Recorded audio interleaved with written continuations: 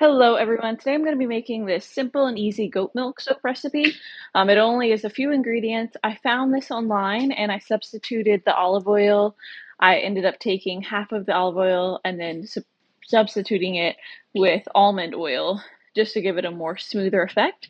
I did use essential oils at the end of this, but you don't have to. This can be an all organic recipe if you choose. So let's get started. First things first is going to be making sure you have proper safety ingredients. This will be using lye, and lye can be very dangerous. So make sure that you have gloves, mask if you choose, and proper eye care. Here on the counter is everything that I use. As I'm adding it in, I will be saying the amounts that I use in the recipe.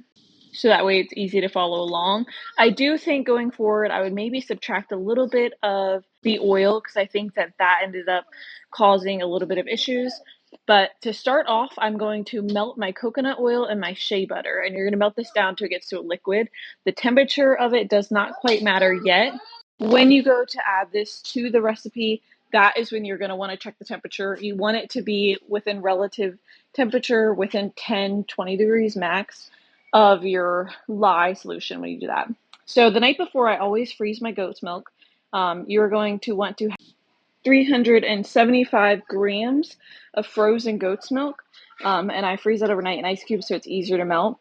Now, you will also be adding 155 grams of the sodium hydroxide, which is your lye. When you add this in, you want to make sure, I always do it in groups. I do it in 3 groups. I'll add a third of the measuring cup.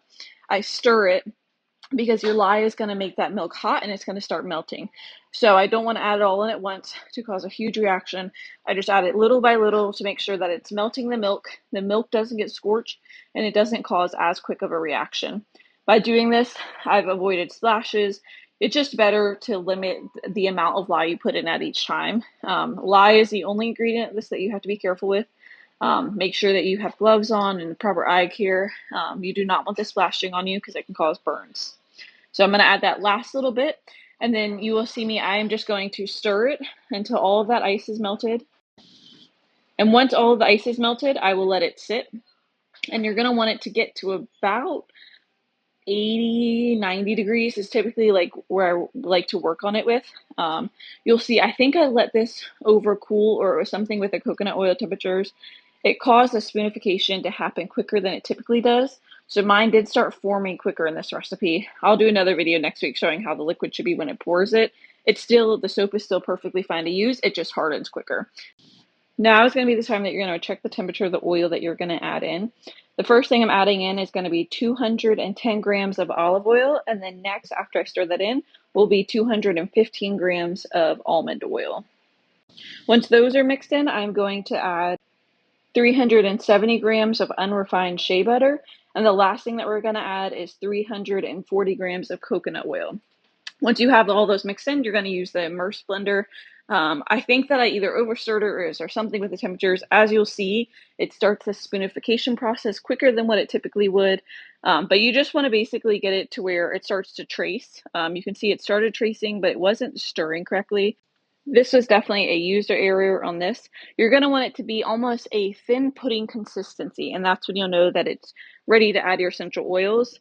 For this one, I ended up adding, I believe, 40 grams of essential oils just to get a good smell in it. You could add more or less depending on how much fragrance you like in your soaps and how strong and potent you like it to be. Typically, I like to find a medium. I think if you go about 20 grams, it'll be a pretty light. And then the higher you go, of course, it'll have a more potent, stronger smell. It really is just up to what your customer and you have a preference of. With it hardening so quick, adding the oils was a little bit tricky. You also want to make sure the oils that you're adding into your soap are safe for skin, but also that it doesn't cause spunification process to harden quicker. But as you can see, this is getting pretty hard, so I need to go ahead and get this into a mold. Typically, yours should just pour in, so this is where you need to be careful for spills. But I'm going to go ahead and put mine in, shape it just a little bit on the top. This one is not fancy. It's just going to be for me and family, so I'm not making it all fancy, adding toppings. Typically, I'd add toppings and shape the top of it. I had a little bit left over as well, so I'm just putting in this extra mold that I had. Typically, my extras I give out as samples or put at the farm stand if someone's in need of them. Once these are in the mold, you're going to let them sit for 24 hours before taking them out. You need to let them sit for 24 hours for the lye to neutralize. So once it's been 24 hours, I'm going to get unbleached parchment paper. I'm going to set it out and start taking out the molds and start cutting them.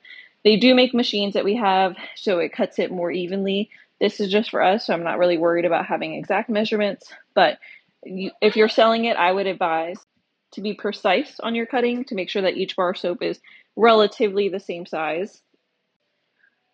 Now that it's cut, it is technically soap and you could use it. What I find though is leaving it for 4 weeks. Some say 3 to 4 weeks, but for me, the key spot has been 4 weeks, leaving it at a cool room temperature area with not a lot of moisture.